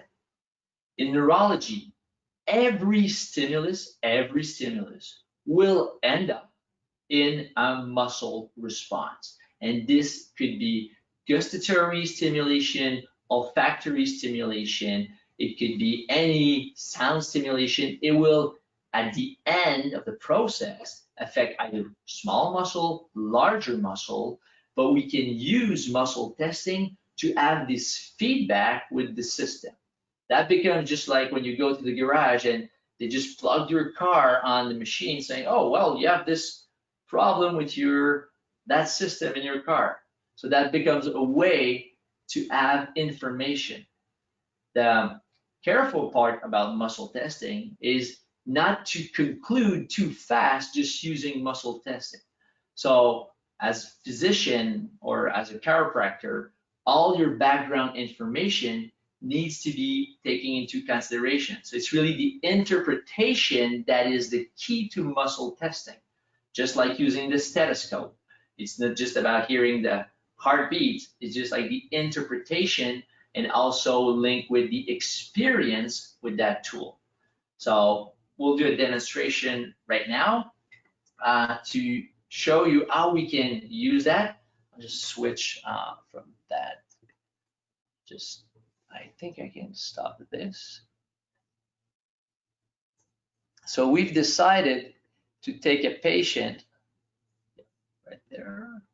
Okay, so we took a patient that actually one of our assistants, because she's working in the office, it was safer to do it without a mask. Usually if I was going to do it on a, let's say, real patient, I would, yeah, can you still see me, guys? Yeah.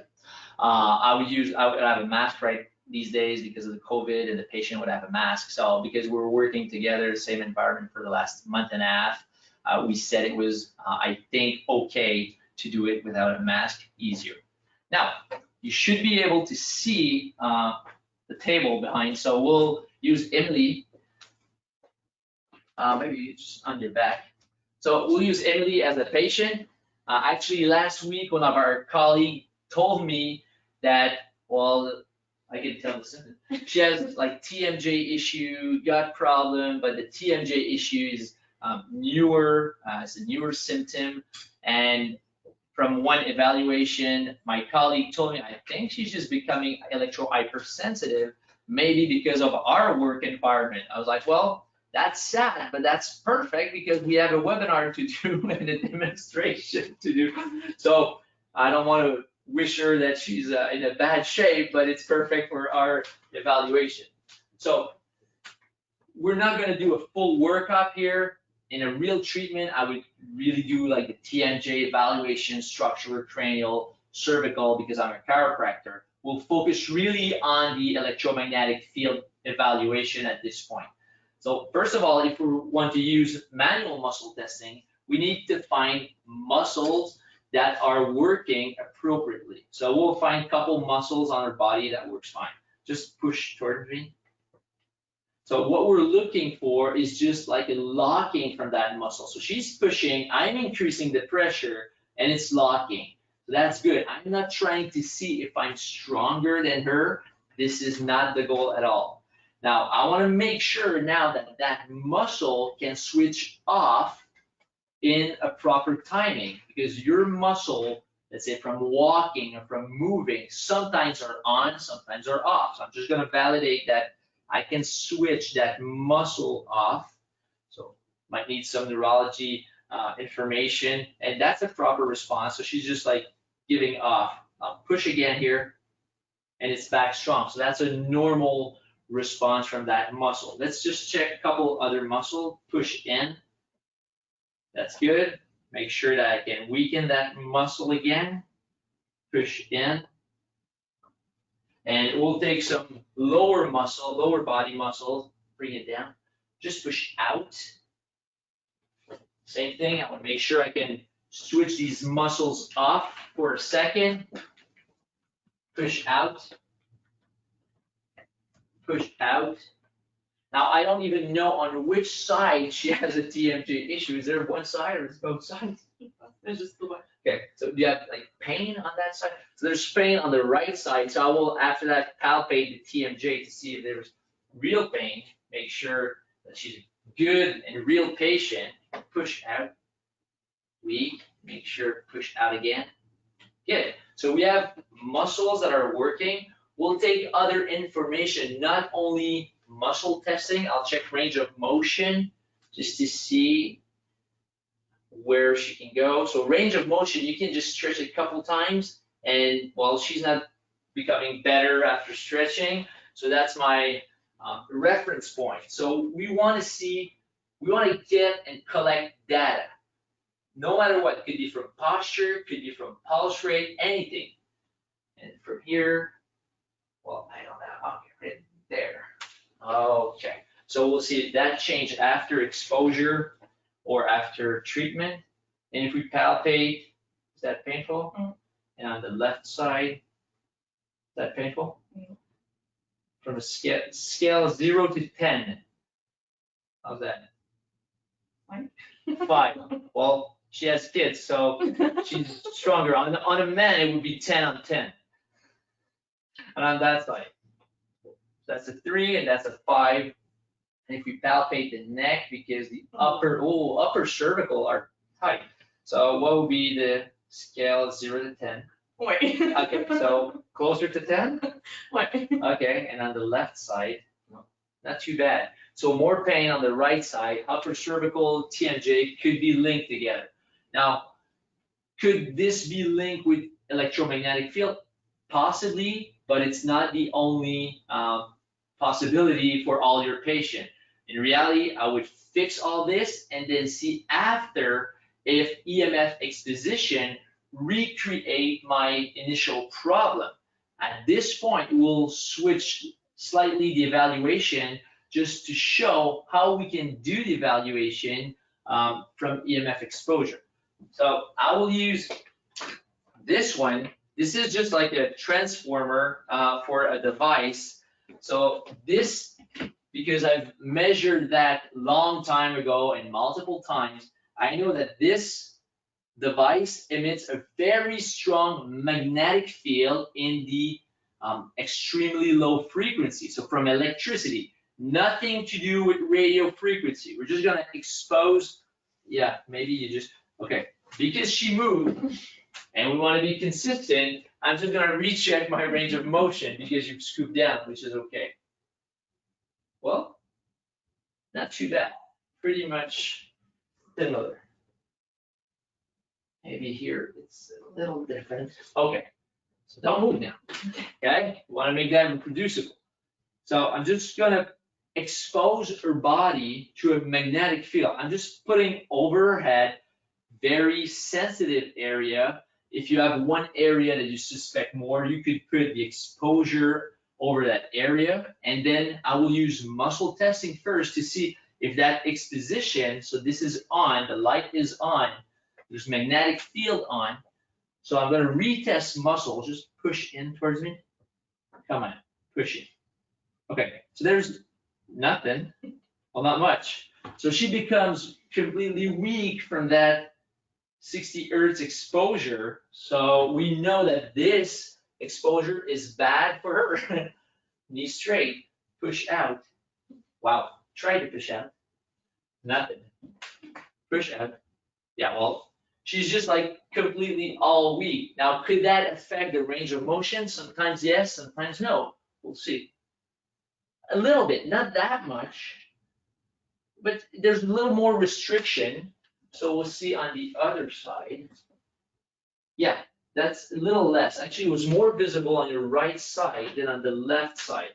And I will repalpate the TMJ just to see if it's increasing the pain on the TMJ by that physical exposure. So we add a 5 on 10 on the scale. So that's a, ow. We have an owl in French. So is it higher than it was? Okay, so it's a little bit higher for the pain pattern on the TMJ. So it's increasing tension. So this is one aspect. We know that extremely low frequency magnetic field are affecting Emily. So I'll switch that one off.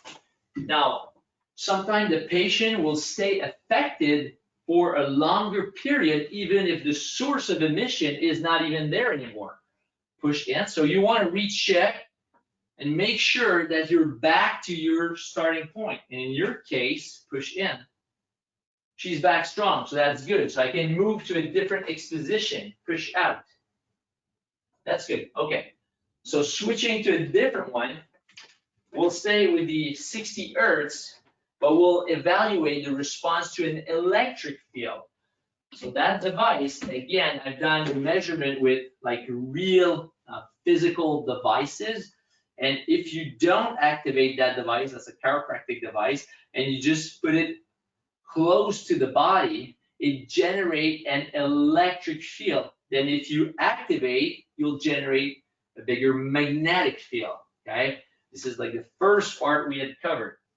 So again, same concept. We have a source of exposition, reevaluate with different data, muscle testing, range of motion, pain patterns, just gathering information. Push in. Okay, well, not better than the first one. So again, from electricity, from the 60 Hertz, push in, you get nothing, okay? And on this one, push out, well, okay. All week, let's just recheck the range of motion. Yeah, you're more restricted. Actually, maybe a little even worse than on the magnetic field for that. That side is not too bad. Actually, it's funny that you have the right side. So I don't know what we'll find out. This is the beauty of the live events. So if I repalpate that TMJ, that's not fun. Okay. If I repalpate that, so is that more than the first time I've palpate? No? So the other one was more than this one. Okay. So the pain was worse with the magnetic field exposure than from this one. So if I'm going to use something to just provoke our system eventually to find what could be the solution, then I might use the other one because it was worse. Okay, so this is just for the electricity part. Now, if you want to move to the radio frequencies, then I will use a cell phone, and I will switch the cell phone on airplane mode, switching to the Wi-Fi, the Bluetooth, and the cell phone towers off. Then I will just activate one saying, okay, well, let's just connect to the Wi-Fi.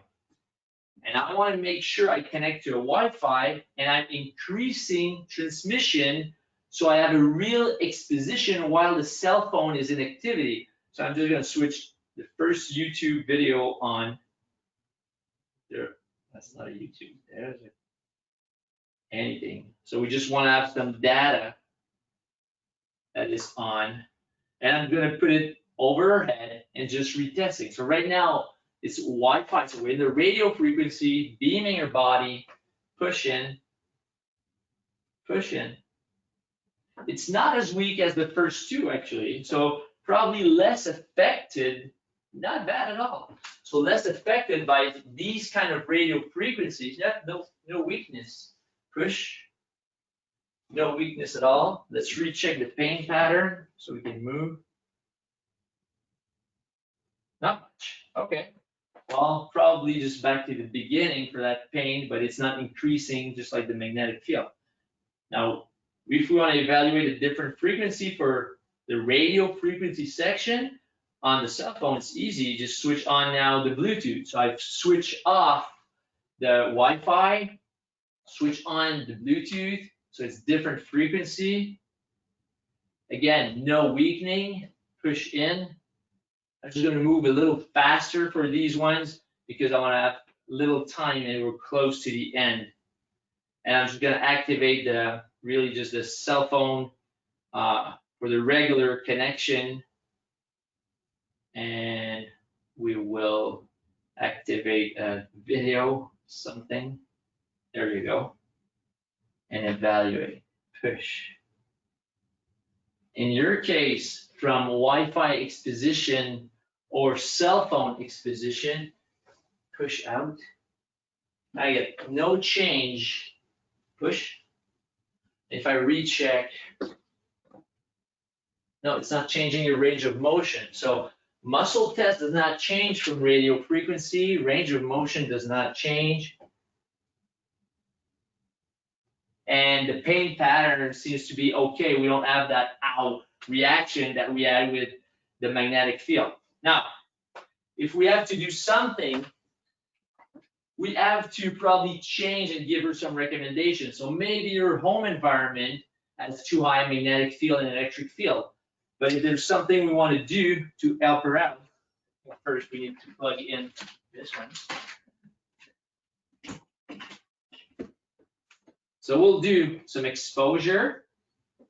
Make sure she goes weak again. So we're stressing her nervous system. We already have some data from muscle testing, range of motion. Yeah, that's weak. And now we want to see, is there something that she could take as, let's say, a nutritional supplement or in her diet to help her resiliency against these frequencies, these magnetic field and electric field. Is that higher? Okay, so this is more painful on the right side.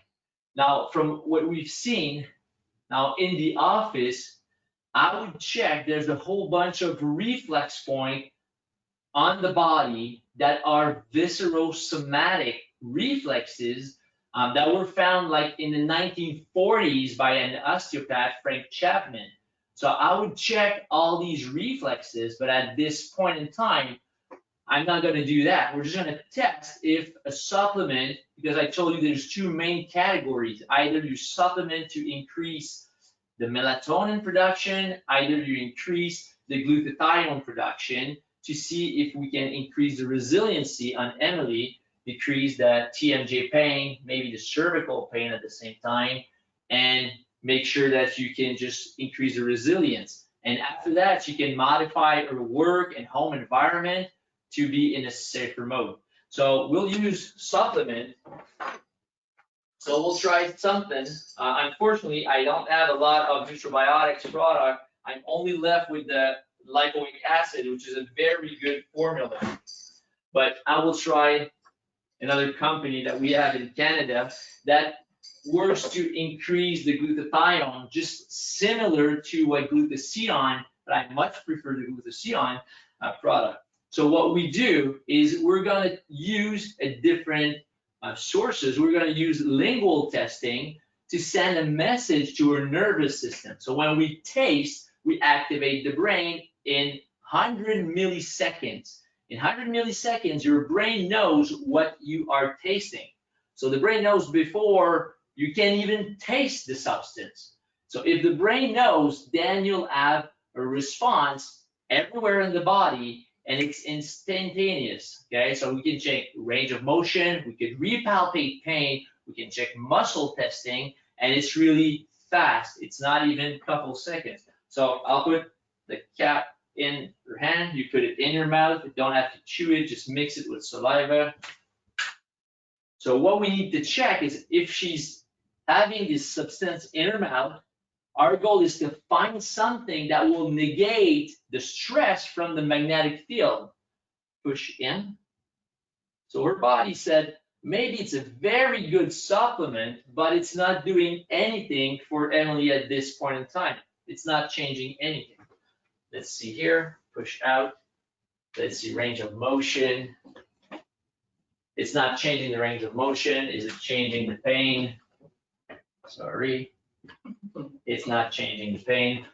We'll just take that supplement away. Can you just put this right there? Because it's not changing any of my data, I can just put a new one in her mouth to see if we have a better response. Well, let's try the lipoic acid to see if we have. Oops.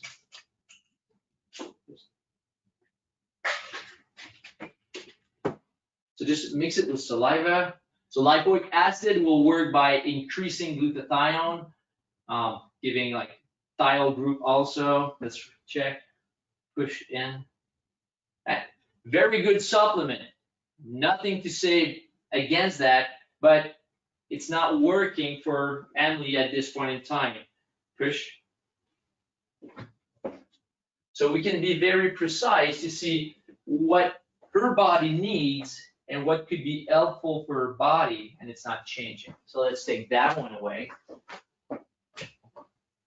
Oops. Unfortunately, I don't have the glutathione here, so we'll use a similar product. That's a form of acetylglutathione, which is the similar form that you have in glutathione. But glutathione is better because you also have the selenium and the cofactors for the glutathione production. So I'm just going to put a little bit because it's in capsule. I need to open it to have a little bit of granules on the top. So it's going to taste like sulfur, nothing very good. So mix that with saliva, sorry. Awful taste. Elbow straight, push in, push in.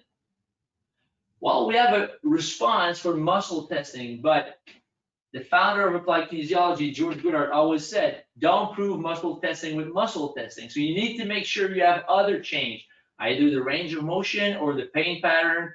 Ideally, everything gets better. Push in. Well, muscle test is better. Let's see here, push. That's good. This one, push. The muscle test is better. How's the range of motion?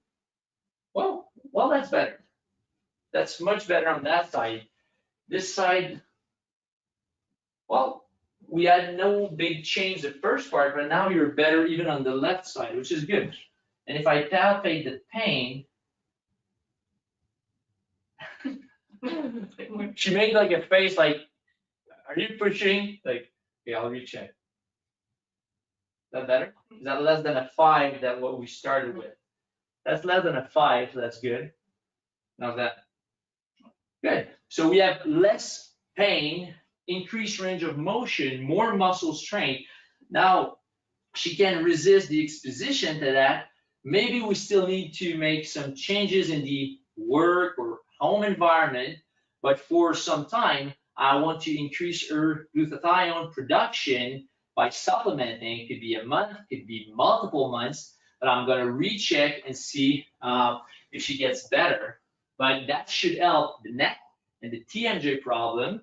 Maybe she still needs some structural work, and I'm a chiropractor, I can do that. Thank you. You can maybe take some water. So actually, that was my job is to work manually with patient. So I wanted to do a demonstration. Hopefully, it was useful for some of you, and that you just, if you are already doing applied kinesiology and manual muscle testing, you just get a way now you can evaluate electromagnetic field. And if you are not doing manual muscle testing, I highly recommend that you take some course. It's a very great tool. It's just adding to whatever you already have as functional medicine practitioner. Very good just to see which way you're going to take. So we are close to be on time. Let's say 5 minutes off from the question aspect. So maybe we can switch to some question if there was some question. Hello, Charles. We'll switch to French. No. Oh, then we're going to lose everybody. No, let's stay in English. Okay, Sebastian's going to join us as well for the Q&A. Thanks, Charles, for the presentation. It was definitely really dynamic, lots of great information, and also in the context right now of the pandemic, of the quarantine, of definitely, unfortunately, being much more exposed our patients to EMF in this current time. And I think this presentation just came at the right moment to bring even more consciousness to the medical community, to be aware of those factors in the health of our patient that, as you expose, really impact all aspects of the system biology, of the matrix, of what we talked about, of that web of interconnectedness in terms of inflammation, oxidative stress, detoxification, hormones, structure. So it's really at the core of a potential impact of different systems. Sebastian, have you identified on your side some question that you want to ask Charles? See, there is a question about, is infrared sauna there is problem with EMF and infrared sauna? Very good question. Actually, infrared sauna are very beneficial to excrete more toxins, metals, a lot of pesticides and stuff like that. Very useful. Actually, if you are not electromagnetic hypersensitive, there's no problem. Probably only benefit to infrared sauna. You want to make sure to have a supplement to just increase your minerals, especially alkaline minerals. But on some people, when they become extremely sensitive to electromagnetic field, they could become even of a problem to go into an infrared sauna. This is not a common one, but I've seen patients who even just like the regular daylight is affecting their life. So infrared sauna would fit also into a possibility, but it's a very small percentage of the population. I've seen more benefit to infrared sauna than negative aspect. Thanks, Charles. There was a couple questions I identified that's kind of related to the same, I can combine them, I guess, in the same situation, which are related to some of the kind of home strategies that they're potentially marketed by some of the companies as potential neutralizers of some of the EMF negative effect. For example, mentioning about the effect of those Himalayan salt lamps, and also different other products like basically blankets or jewelry or clothing that are manufactured with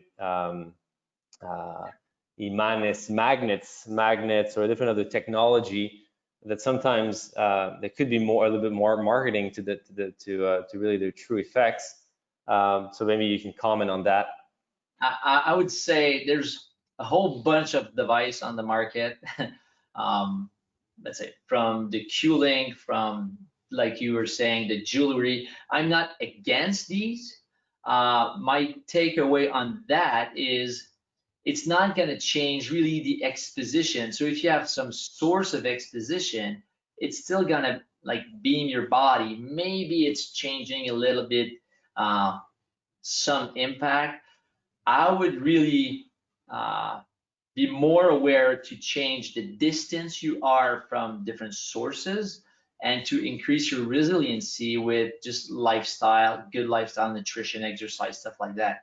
I would not rely on anything on my cell phone to think I am safe to use my cell phone against my head and my brain. There is no way. Like I've seen, I don't know, from some geometric structure you can put on your cell phone, some stuff you can just stick to your cell phone. Maybe it's decreasing something, but when I do the measurement with a real physical device, most of them are not changing anything for the real radiation. Some cases will really block the EMF radiation on your cell phone. So you think you're safe. You say, oh, I put this cap on my cell phone and the company has done some really good measurement with the real device showing it's decreasing the level of exposition. But what you need to take into consideration, if your cell phone is able to connect with the tower, there is a connection. And the bad part of these cap against your cell phone needs to increase the power. So usually it's on the back part, not on the front part. So you're blocking the back part, but it's just beaming more against your brain. So at the end, it might become even worse than better to have these kind of strategies on a cell phone. And I was very happy because I've tried some of these, but I've seen it's just increasing the power of the cell phone to reach the tower. So I would be aware and careful by using these stuff. Now, blankets, some are really doing a real job, just like I was talking about the painting, and some types of protection are working really well. Actually, they make underwear that are really EMF blocking, and that works. So would I work with my laptop 4 hours a day if I wear these underwear? Probably not. I've not tried. So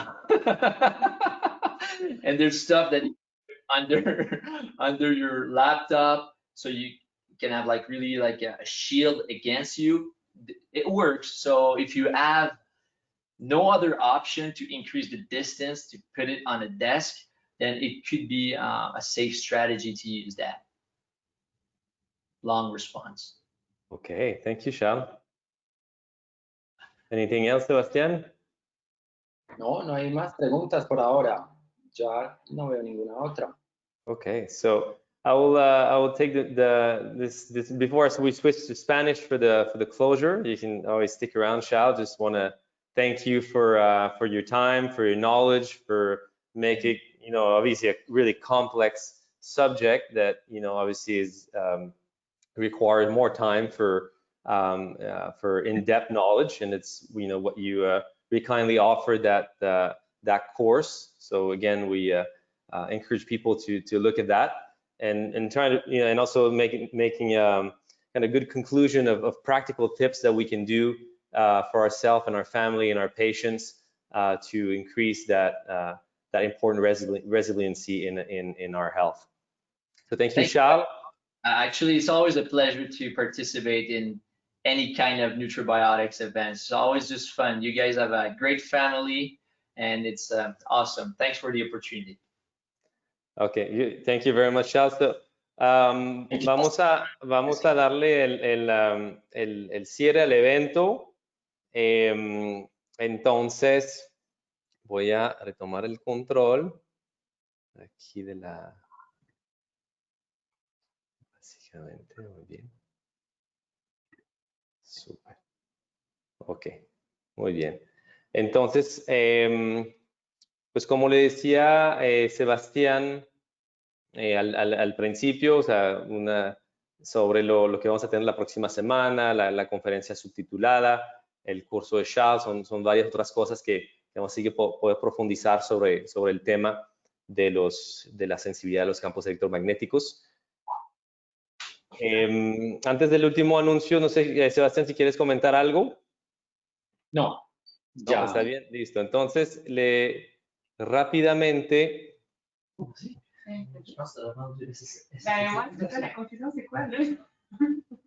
Hasta escuchamos el francés aquí, atrás. Muy bien. Entonces, haz de cuenta, a todos los que ya se quedaron a escuchar la presentación, pues muchísimas gracias por su atención. Y vamos a aprovechar para dar este anuncio. Estamos pues muy orgullosos como organización, Nutrabiotics, con todos sus colaboradores, ya saben que nos llamamos tribu entre nosotros. Y ahorita estamos haciendo pues, el anuncio formal y obviamente pues habrá más diseminación de esa noticia en los próximos días y semanas. En el cual logramos pues alguna alianza muy importante para fomentar la educación de medicina funcional en la lengua hispánica, en ese caso principalmente con un enfoque a unos cursos presencial en Colombia para los semestres y años que vendrán. Estamos anunciando formalmente la alianza educativa entre The Institute for Functional Medicine, que ha sido el líder en educación de medicina funcional en los últimos 20-25 años en Estados Unidos, y Nutrabiotics para realmente llevar más cursos formales y avanzados en medicina funcional. Entonces, llegamos a ese acuerdo, esa alianza como Educational Partner, básicamente aliados educativos estratégicos entre Nutrabiotics y el Instituto de Medicina Funcional americano. Entonces, les damos esa noticia formalmente desde la dirección de Nutrabiotics, y próximamente pues le daremos más información sobre lo que vamos a organizar con el Institute for Functional Medicine. Para mí es algo pues muy emocionante, que ha sido, yo personalmente he estado involucrado con el instituto desde los últimos 15 años, con enlaces así muy fuerte, personal y profesional. Entonces, pues con el trabajo también que ha participado muchísimo el doctor Javier Galvis en ese proceso, conmigo hemos llegado pues a esa muy buena noticia que le estamos compartiendo el día de hoy. Entonces, pues con eso terminamos el evento. Gracias, Sebastián, por tu apoyo, por todo el acompañamiento, y obviamente pues nos vamos a ver en una próxima ocasión. Y de ahí pues obviamente que se cuiden mucho, que utilizan esas herramientas adicionales para mejorar sus vidas. Yo hablo no solamente de elementos de protección personal en este tiempo de pandemia, pero también de nutrición de protección personal y de estilo de vida de protección personal, que también son igual de importantes para fomentar el sistema inmunológico y toda nuestra resiliencia inmunológica, y también en general frente a nuestro estado de homeostasis. Entonces, pues muchísimas gracias a todos, y con eso pues damos terminación al evento de hoy. Gracias. Muchas gracias. Chao, chao. Hasta luego. Que estén muy bien.